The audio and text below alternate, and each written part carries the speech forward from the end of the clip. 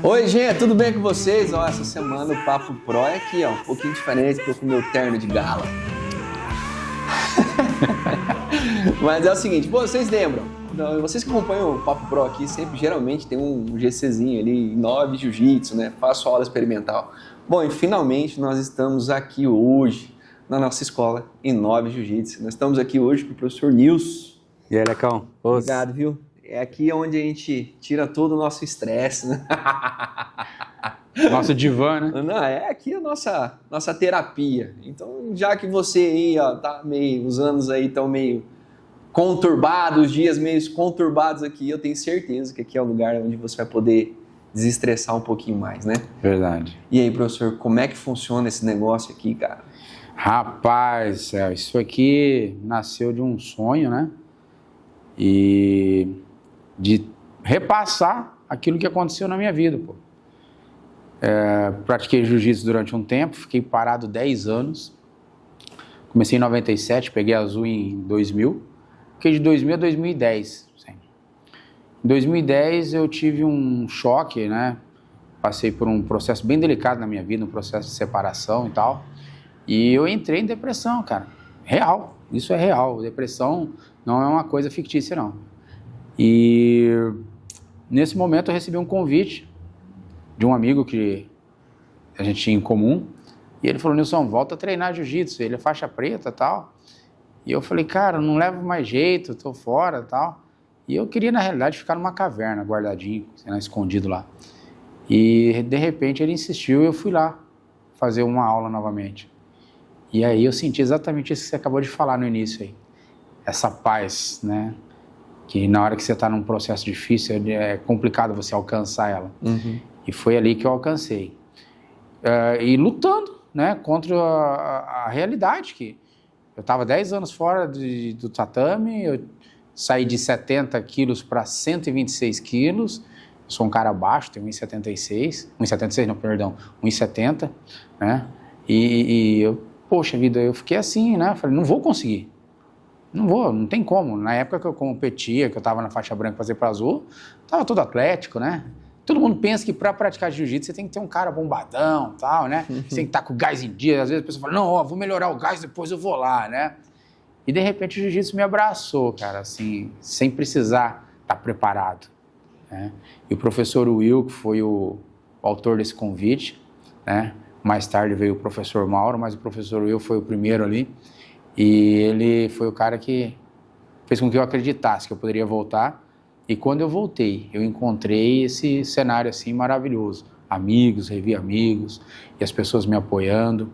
E depois disso, passou-se os anos, né? Aí eu treinava no professor Will, treinava com o professor Mauro.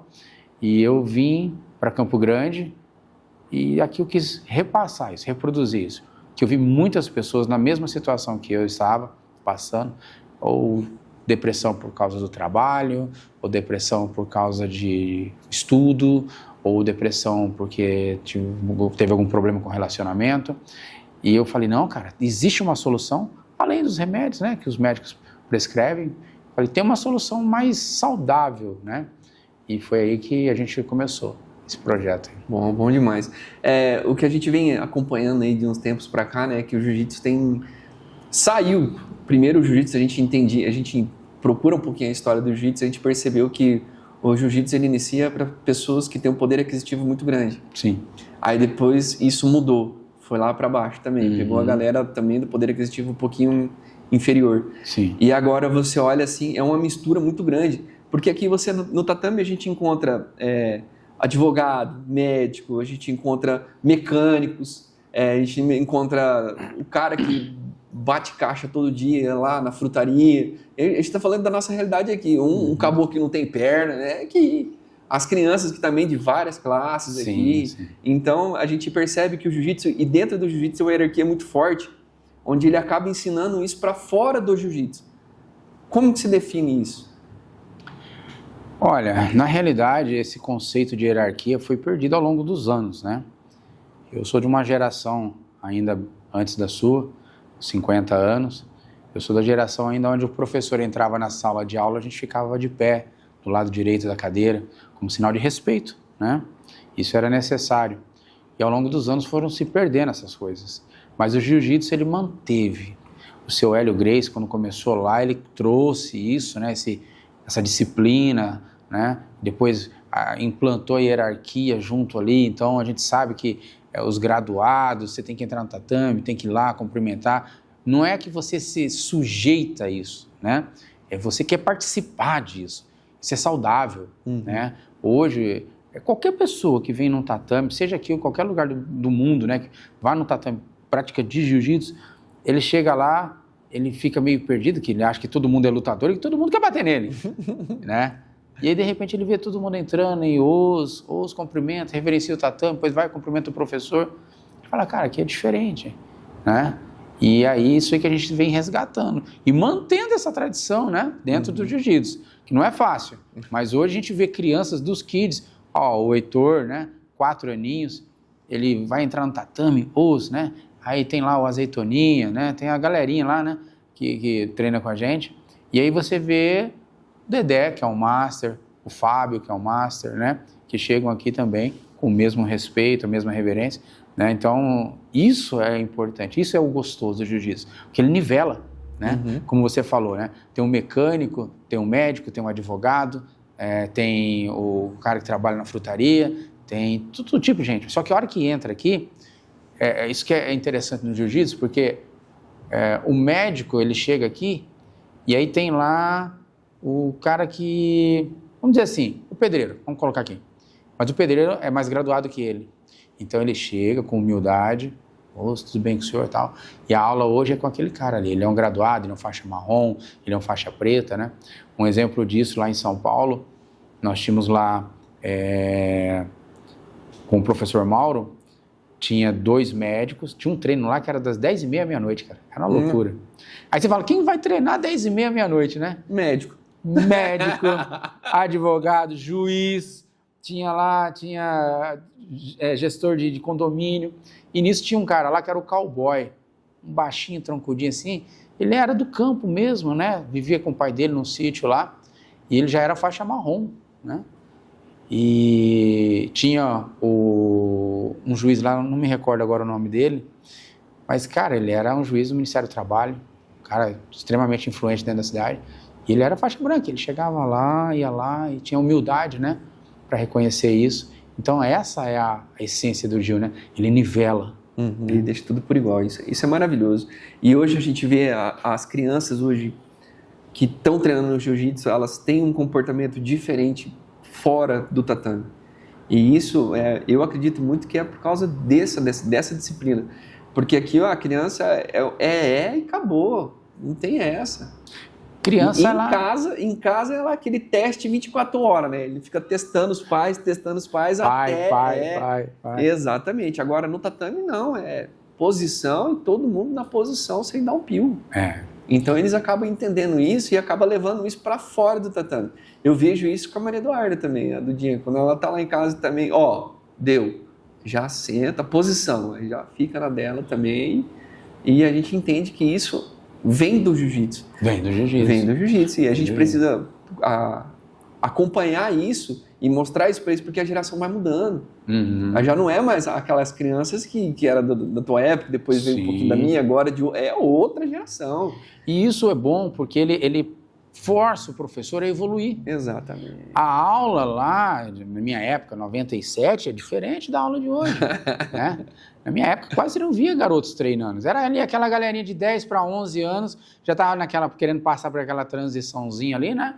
Para ficar maiorzinho, virar uma adolescente ali. Mas você não via as crianças como tem hoje, né? E hoje o professor de jiu-jitsu que dá aula para o Kids, hoje ele tem todo o material didático, né? Ele tem uma metodologia para passar aquele conhecimento para as crianças, né? E isso a gente vê a olho nu as crianças de uma aula para outra evoluindo, fazendo uma posição diferente. Então isso é gratificante. Mas essa evolução que houve ao longo dos anos foi bom que melhorou também o professor de jiu-jitsu. Ele teve que se aprimorar.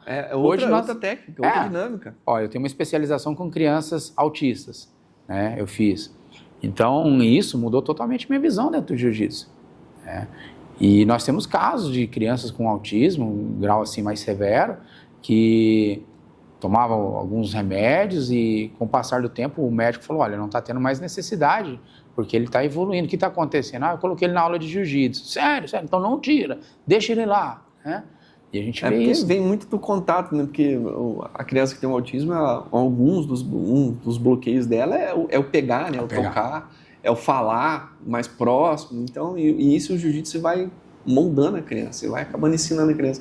Isso é maravilhoso, ainda mais quando o professor busca o aperfeiçoamento. Isso é muito bom. E aqui na Inova eu tenho certeza que a gente busca isso e a gente vê os resultados aí no tatame. Sim, hoje, graças a Deus, a gente tem uma galerinha do Kids aí, junto com a professora Bruna, e a gente vê também as meninas, né? Também o jiu-jitsu na nossa época não tinha tantas mulheres praticantes, e hoje também tem. Então o jiu-jitsu hoje é para todos, né? A todos. Se você tem um filho que está precisando tomar um norte, que ele está só voltado para o celular dele, né? O celular é uma benção, mas ele hoje tem sido um grande vilão pelo mau uso, né? Você pode trazer teu filho aqui, a gente vai ministrar algumas aulas para que ele possa conhecer um pouquinho dessa arte e você vai ver assim o quanto que ele vai evoluir, né? O quanto que eles têm evoluído. Os elogios têm sido constantes dos pais. É gigante. E dentro porque aqui a gente entende que o golpe a gente vai acabar aprendendo, de qualquer forma. Mas é como a gente lida com as situações, porque o jiu-jitsu é pressão o tempo todo. Sim. É pressão o tempo todo, então às vezes isso na vida da gente, a gente acaba, a gente acaba tomando umas pressões aí da vida, seja ela emocional, financeira, ela vem. Sim, vem. Então é que nem a gente fala, a gente brinca bastante aqui, que a gente fala assim, cheira a florzinha e assopra a velhinha. O cara tá querendo arrancar a tua cabeça ali, esse é o momento certo. Cheirar a florzinha e soprar a velhinha. Esse é o jargão que mais se ouve. E é justamente por causa disso que algumas pessoas que... Eu não digo 100%, porque eu vou falar que eu estou sendo muito... puxando muito a nossa sardinha, mas 99,9% da pessoa que treina jiu-jitsu, ela tem uma posição diferente em relação às outras pessoas que não têm esse tipo de treinamento do jiu-jitsu, justamente por causa dessas pressões, né? Existem hoje no mundo corporativo, né? Tem uma tendência muito forte, né? Eu venho desse mundo lá em São Paulo, né? Uma tendência muito forte a prática do jiu-jitsu dentro do mundo corporativo, porque você lida sobre tensão o tempo todo, né? Nós tínhamos lá um grupo lá chamado Induscar Caio, que tinha lá 4.500 funcionários lá, e todo esse pessoal dependia de algumas posições, né? E você trabalha sob tensão, e lá nós também prestávamos alguns serviços lá de consultoria, e você vê que a tensão é o tempo todo, nos negócios, na vida, e o jiu-jitsu ele muda, ele dá essa capacidade de você resistir de uma forma mais confortável. Não que não venha trazer desconforto, mas hoje, um praticante de jiu-jitsu hoje, ele não tem problema nenhum se amanhã a empresa dele fechar, ele fala, vamos tocar a mão, nóis. Começar outro rola, perdi essa luta, eu perdi, mas a guerra não, né? Vamos lá.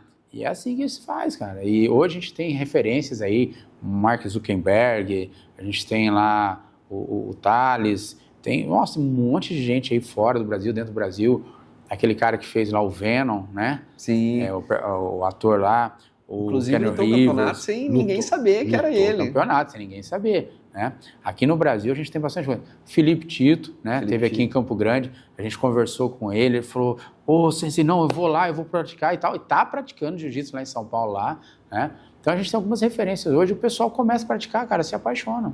O Wendel de Carvalho também. O Wendel é uma referência. É faixa roxa, acho que esse ano ele tá de marrom, né? Paulo Musi, sim. Dr. Paulo Musi. A gente tem aí como referência também fisiculturista Bruno Moraes, se eu não me engano, né? Então tem bastante gente aí, né, que é do meio da mídia, né? Sim. Que faz hoje. É que a gente acaba percebendo que essa galera toda, elas recebem uma pressão muito forte e o jiu-jitsu faz tirar esse escape. Aqui você aprende a pensar rápido sob pressão. Então eu acredito que isso tem um reflexo muito forte fora do tatame. E tanto que em algumas situações mesmo, por exemplo, hoje em dia, um cara que pratica jiu-jitsu tem um lado bom, só que também tem um lado que a gente precisa falar, que a gente precisa pisar um pouquinho em ovos. Um exemplo, se a gente tem alguma situação lá onde eu aplico um golpe, um mata-leão num cara que não sabe absolutamente nada, eu vou receber uma punição um pouquinho maior e o juiz olha pra gente um pouquinho diferente porque a gente sabe o que está fazendo. Então, algumas coisas também a gente precisa dar uma cuidada, justamente quando a gente percebe que está acontecendo uma situação de perigo e a gente precisa saber lidar com esse tipo de situações. Eu não vou até aí, só que se encostar em mim o bicho pega, só que eu pego até que ponto? Aí, Lecão, como eu falei para você, o jiu-jitsu evoluiu muito, né? Eu sou da época que o jiu-jiteiro era visto como o bad boy, né? Era a galera da pancadaria, porque todo mundo queria desafiar o jiu-jiteiro. Não é que os caras saíam batendo em todo mundo, é que os caras queriam tirar a prova. Se eu quisesse. Se eu quisesse. E tinha um monte desses. O cara da capoeira queria tirar a prova, queria fazer um confere, o cara do boxe, do kickboxing, aí tinha a galera do Kung Fu, tinha a galera do Karatê, que era a época do Daniel Larusso, né? Então todo esse pessoal queria fazer, então o pessoal ia para brigar. Mas o praticante de jiu-jitsu hoje, ele luta com regras, né, dentro dos campeonatos.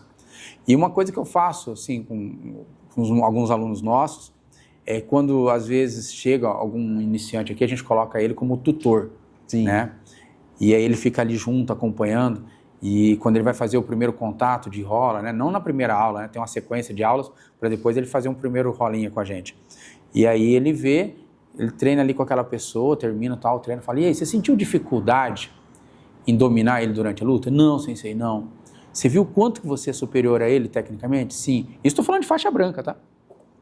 E aí ele fala, não, eu vi que realmente não tive dificuldade nenhuma. Então hoje, para nós que somos praticantes, né? A gente consegue dominar facilmente qualquer pessoa que não saiba a prática do jiu-jitsu. Né? E o mata-leão, ou qualquer outro golpe que a gente faz, é para imobilizar, porque a gente não tem aquela situação de risco real, né? Sim. Esse cara, é diferente, se o cara vier com uma faca, com um pedaço de pau, aí você tem que imobilizar mesmo, tem que por ele, chamar a polícia, tomar um posicionamento, né? Mas a gente sabe que ainda tem aquela visão, né? O jiu-jiteiro é o brigador e tal. E fica sabendo você, gente, que o jiu-jiteiro, assim, ele é bom, mas não é bobo, não. Né? Põe a cara não, que não dá certo. A gente não tá pra brigar com ninguém. Mas a gente também não vai apanhar, né? Pode até apanhar, mas demora. Né? Não vão bater o tanto que acha que quer bater. Né? Exatamente. É o que eu sempre falo, que nem aconteceu uma situação lá, ele fala assim, porra, Lecão, você é faixa preta de jiu-jitsu? Eu falei, por incrível que pareça. E a galera sempre tira um sal, né? Vamos ver. Cara, não precisa. Mas na mão, tá bom. Essa semana, né, eu tive uma situação onde eu estava conversando com uma pessoa e ele falou assim, eu não gosto de negócio de agarra, não. A minha arma me dá segurança, né? Ele é militar, né? Aí eu falei, cara, eu concordo com você 100%, não tem como um jiu-jiteiro encarar um cara armado, ele vai morrer, não tem como, né? Mas eu falo uma coisa pra você, né? Eu entro nos Estados Unidos armado, eu entro no Japão armado, eu entro na China armado. Você entra com a sua arma lá? Aí ele ficou assim, pensativo, né? Então o jiu-jitsu ele permite isso, né? Que você tenha segurança de ficar tranquilo onde você estiver, qualquer ambiente. Quando você chega com a sua família, você vai lá simplesmente comer uma pizza, levar teu filho num parquinho indoor, qualquer lugar, você fica tranquilo, que você consegue oferecer segurança. É o grande mal hoje desse tempo, né? A gente vê essa onda de feminicídio acontecendo aí, cara. Isso acho que ontem, né? Ontem teve outro aqui, né? Teve outro, essa semana teve outro aqui, sargento, né? E aí, o descontrole, né? Ele atirou na mulher, depois ele atirou nele mesmo, né? Infelizmente, acho que ele veio a óbito. Ela conseguiu sair. Então, a gente vê o descontrole emocional dessa geração, né? Desse tempo agora, né? A gente vê pessoas que deveriam ter todo o controle, pessoas que lidam com arma o dia inteiro, né? Trabalham armado, dormem armado e tal, tem um controle emocional maior e às vezes acaba, né, não tendo esse... Mas o jiu-jitsu permite isso. Permite isso. E tanto que eu sempre falo, eu escuto isso aí também direto. Fala assim, depois que inventaram a pólvora, não precisa mais ficar trocando soco ou trocando agarra-agarra. Mas eu vou te explicar um negócio também muito interessante para você pensar. Porque quando eu escutei isso aí, eu fiquei pensativo, cara. Falei assim, aconteceu uma situação, eu tô armado e vou lá dar um tiro no cara. O cara veio a falecer. Você vai responder. Querendo ou não, você vai responder criminalmente. Você vai preso. E lá, meu amigo, você não vai ter a tua arma. E lá ou você vai ser bom mesmo, ou você vai acabar virando mulherzinha dos caras. E aí? Então, a nossa arma, querendo ou não, é nas nossas mãos ainda. Lógico que a gente não é, aquilo que o senhor falou, a gente não vai trocar, trocar a baiana por causa de um tiro, não tem como, Sim, né? não tem como. Veja bem, a gente falando, né, dessa situação num presídio, né, a história, né, que a família Gracie construiu, a estrada que eles pavimentaram ao longo dos anos, tem uma história do Ralph, ele é irmão do Ryan, ele foi preso nos Estados Unidos e quando ele chegou lá, né, eu não lembro, acho que não sei se foi uma infração de trânsito, eu não lembro o que foi, mas ele foi preso, foi pro presídio, que lá você é preso, né? Lá você aprontou, você vai preso. E aí ele chegou lá, aí o cara preencheu lá, Ralph Gracie, Gracie Jiu-Jitsu, ele sim, né? Aí ele, Ralph Gracie, você é o Ralph Gracie? Ele falou, sou eu, o Ralph Gracie. Aí ele já saiu chamando meio mundo lá dentro, cara, o Ralph Gracie tá aqui, o Ralph Gracie e tal, né? E aí se esparramou no presídio inteiro, aí ele foi chamado, convidado a ministrar aulas de jiu-jitsu dentro do presídio. Aqui no Brasil também, aqui no Brasil não, nos Estados Unidos também aconteceu um caso disso aí, o cara tava indo, e lá nos Estados Unidos tem um certo horário, e você tem que circular ou não. E um professor de lá foi para farmácia comprar um medicamento para ele lá, que ele tinha machucado o braço. E aí, quando ele foi, a polícia abordou ele porque ele estava com uma lanterna queimada. E aí, abordaram o cara saiu do carro, e aí todo aquele protocolo que os policiais militares, os policiais dos Estados Unidos têm, né? Então é muito forte isso. Sim. E aí o cara saiu do carro e aí os policiais meteram a lanterna dentro do carro, tava o cara, o kimono dele dobradinho lá, igual ele estava saindo da academia. E aí os policiais também trocaram uma ideia com ele também. E isso aconteceu comigo também já. Nas estradas, né? Uhum. A gente estava fazendo alguns que nem a gente faz, algumas visitas em algumas cidades e tal. Inclusive já fui em várias academias aí pelo Brasil. Graças a Deus o jiu-jitsu proporciona isso pra gente. Então a gente vai visitar as pessoas e tal. E num dessas academias tinha um rapaz lá que ele era militar. Era da Forças Especiais lá de Minas Gerais. E aí chegando lá também, o cara treinando e tal, com nós lá, aí foram pro show. Aí na hora que foram pro show ele já tava de serviço, ele já tava fardado já. E aí quando ele entrou, a primeira coisa... Falei, rapaz, que negócio... E pra nós isso é muito gratificante, né? Eu estive lá em Goiás, você foi com a gente, né? Goiás. Sim. Lá, né? Só que uma vez antes de você, no ano passado, o comandante lá do quartel lá, ele tinha participado das forças de missões de paz da ONU no Haiti. E ele falou que o jiu-jitsu foi a válvula de escape que o pessoal tinha quando eles estavam lá no Haiti. Porque era muita tensão, né? Guerra o tempo todo, né? Os caras saíam, campo minado, aquela coisa toda. E ele veio e ele agradeceu por nós estarmos hoje dentro da unidade deles através lá do Sargento Roso, né, que saiu daqui de Campo Grande, foi para lá. Hoje tem o trabalho dentro do quartel lá em Goiás, lá em Aragarça. Se você quer conhecer, pode ir lá, Sargento Roso. E ele hoje tem esse trabalho lá bem estabilizado, reconhecido. Aí quando houve a troca de comando, né, houve um indício que o outro comandante era muito rígido e provavelmente não autorizaria ele continuar com o jiu-jitsu dentro do quartel. E foi pelo contrário, o outro comandante autorizou. E quando nós estivemos agora lá no final do ano, ele mandou um certificado, né, para nós, para a Inove, agradecendo, né, por nós estarmos hoje dentro do quartel lá, né, oferecendo esse trabalho de jiu-jitsu para os soldados, preparando os soldados lá. Uhum. Né? Então você vê quanto que o jiu-jitsu abre portas. Né?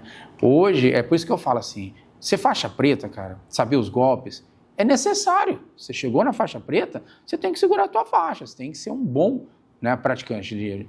Mas a conduta sua ali fora é diferente. O posicionamento é outro. O posicionamento é outro. Eu brinco sempre com os nossos alunos, eu falo para eles assim, cara, vocês conseguem enxergar que a hora que vocês cheguem aqui na nossa escola, eu esteja lá atrás, fumando um charutão, um copo de uísque na mão, xingando, falando um monte de coisa assim e tal, vocês conseguem ter essa visão? Eu fazendo esse tipo de coisa? Não, assim, a gente não tem. Por quê? Ao longo dos anos a gente foi construindo. A sua faixa preta, ela veio através disso, por causa do seu comportamento. Você entendeu? A gente veio estudando. Pô, o cara chegou na roxa, legal. O comportamento dele é esse. Aí ele foi para marrom. E agora? Subiu na cabeça? Não subiu? Continuou mantendo a postura? Continuou. Então, até que chegou o momento. Mas deu 2 ou 3 anos, né? 2 a 3 anos. 2 a 3 anos demorou aí essa mudança aí. Mas por quê? A gente tem que avaliar essa postura. E assim como o professor Will fez comigo, eu fiz, né? Também, eu e a professora Bruna sentamos com a sua esposa, perguntamos como que era o seu posicionamento dentro de casa, como esposo, como pai, né? Como provedor da casa, como que você era. Então, tudo isso também mostra que o comportamento seu evoluiu junto com o seu jiu-jitsu. E hoje, quem colhe os frutos disso tudo? Primeiramente sua família, depois as pessoas à sua volta. Porque, Lecão, na última graduação, nós temos aqui um atleta, a gente chama ele de baiano, o Anthony, né? E ele tem 2 irmãs menores, ele toma conta das irmãs e agora veio o primo dele, também lá da Bahia, morar com eles. E eu falei para ele, cara, as tuas irmãs, elas têm que olhar para você com admiração. Olha, se eu tiver um problema, meu irmão vai me socorrer. Elas não podem olhar para você e falar assim, nossa, meu irmão ele pode me bater amanhã, ele é agressivo, ele é bravo por causa do jiu-jitsu. Não, tem que ser totalmente o contrário. Se ele tivesse uma postura dessa, com certeza, nem graduar, ele não mudaria a faixa dele. Então, é isso que a gente insere. É isso que o jiu-jitsu faz, ele transforma, cara. Literalmente ele transforma. Aí ele pega o cara agressivo, não tira a agressividade dele, jiu-jitsu não tira, o cara é bravo, ele vai continuar bravo. Professor, vai ficar bonzinho. Não fica. Ele vai ficar bravo, só que eu garanto pra você, ele vai controlar muito mais a braveza dele. Não muito mais não, ele vai controlar 100%. Ele vai chegar, ele sabe o potencial. E se ele usar aquela braveza dele, ele vai machucar gravemente qualquer pessoa. E ele tem ciência que se isso acontecer também, ele vai ser punido dentro dos tatames. Porque, Lecão, hoje você aqui, com uma ligação, você é recebido em qualquer lugar do mundo. Se eu ligar hoje para a academia do Renzo, do Roger, do Daniel Grace, que é o nosso mestre, falar, olha, o Lecão está aí na sua cidade, ele pode estar indo aí fazer um treino com o senhor, tal, é um aluno meu, faixa preta aqui, ele atende você, se você fosse aluno dele há anos. Mas do mesmo modo também, se você for um mau caráter, usar o jiu-jitsu de forma errada, a sua fama não precisa nem eu ligar.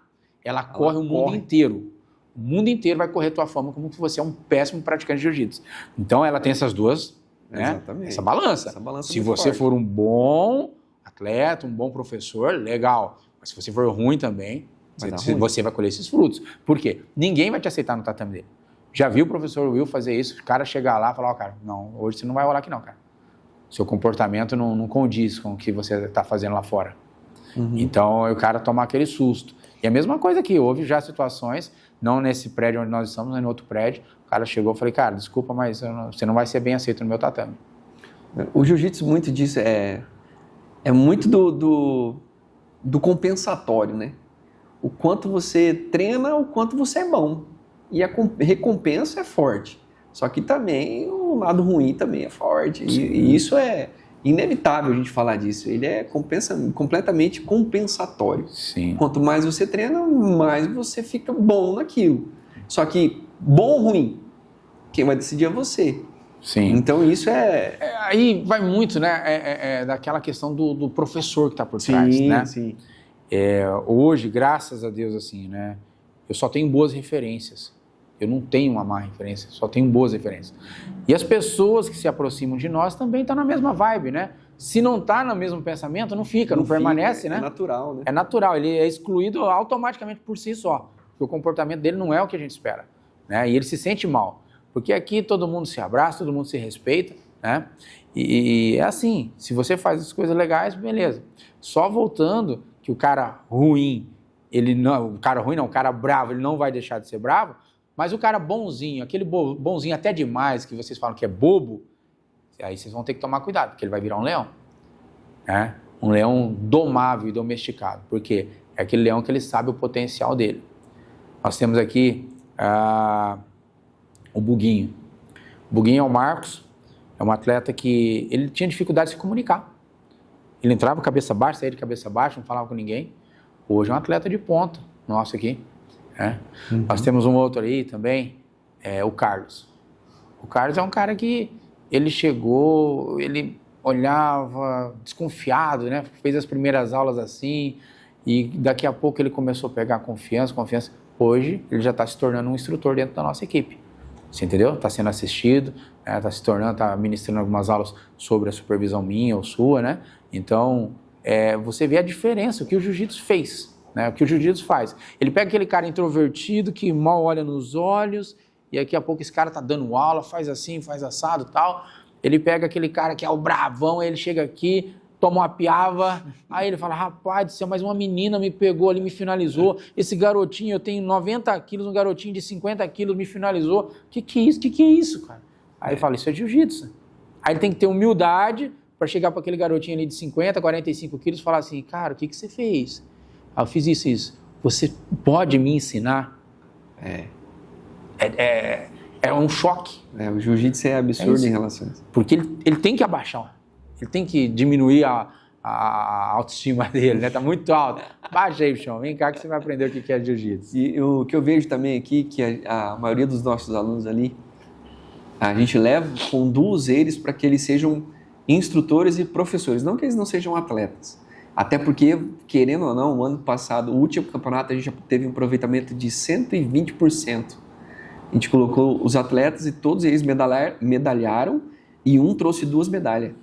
Ou seja, cara, é mais de 100% de aproveitamento das técnicas que a gente tem aplicado aqui. Não digo só técnicas, golpes, mas o comportamento e o posicionamento, o assoprar, cheirar a florzinha, assoprar a velhinha, faz a diferença lá para eles. Ou seja, então a gente acaba entendendo que está no caminho certo. E o caminho certo está aí, a prova. Isso é mérito. O jiu-jitsu é meritocracia, né? 100%. 100%. Então eu vejo isso, que a gente está no caminho certo. Agora o posicionamento nosso de colocar esses atletas como instrutores, como referência, aí é a diferença. Aí é a diferença.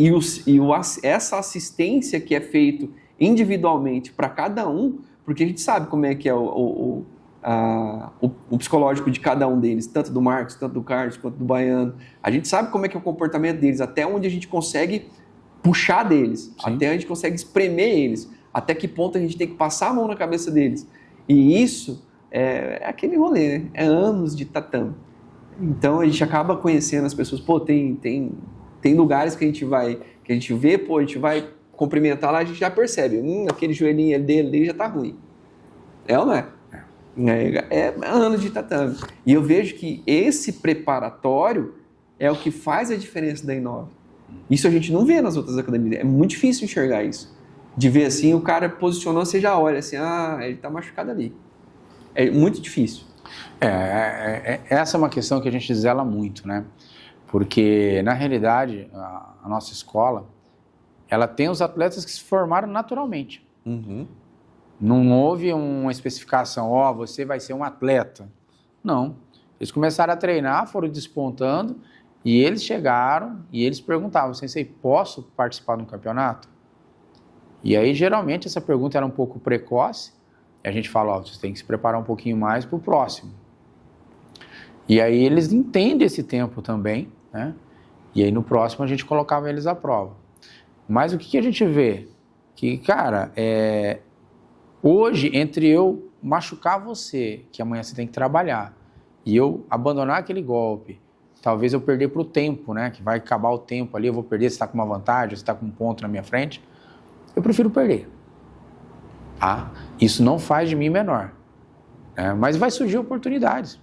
Então no jiu-jitsu, a pessoa fala assim, mas eu vou lá para apanhar. Não, cara. Você vem aqui para aprender, né? Mas jiu-jitsu machuca. Não, jiu-jitsu não machuca ninguém. Eu não conheço uma pessoa que o jiu-jitsu machucou. Não conheço. Todas as lesões que eu tive, ou que você teve, ou qualquer um tem, quem se machuca é você mesmo. É o seu ego. Você pega um carinha lá, eu sou um faixa preta, o cara é um faixa branca, encaixou um armlock, não vou bater, o cara é faixa branca. Mas tá encaixado. Vai esticar meu braço, vai estralar. Vai acontecer. Uhum. Então, o meu ego pode me machucar. Mas eu, como não sou besta nem nada, começo, deu. Bater. Mas depois arranca a tua cabeça, cara. Isso que é o legal do jiu-jitsu, cara, que a gente acaba fazendo essa troca mesmo, pô. A gente tem essa humildade, né? De falar assim, cara, bati, perdi, vamos começar de novo. E assim, fali, vamos começar de novo. Perdi o emprego, vamos começar de novo. Ah, perdi a namorada, vamos começar de novo. Isso o jiu-jitsu ensina a gente muito bem. Ele vai moldando, né? E por isso que hoje existe essa procura tão grande das pessoas pelo jiu-jitsu. O universo feminino aí, ó. Hoje nós temos aqui a Nilma. A Nilma é um caso especial, porque a Nilma, ela é minha irmã, mas o médico, ela foi atropelada alguns anos atrás e ela quebrou 8 costelas. O carro passou em cima, quebrou 8 costelas dela. O médico falou, ó, ela não vai ter mais vida normal. Tanto que ela tem um laudo até hoje, que ela pode ir no INSS e se aposentar se ela quiser. Só que ela fala, eu não vou, porque hoje eu não preciso disso.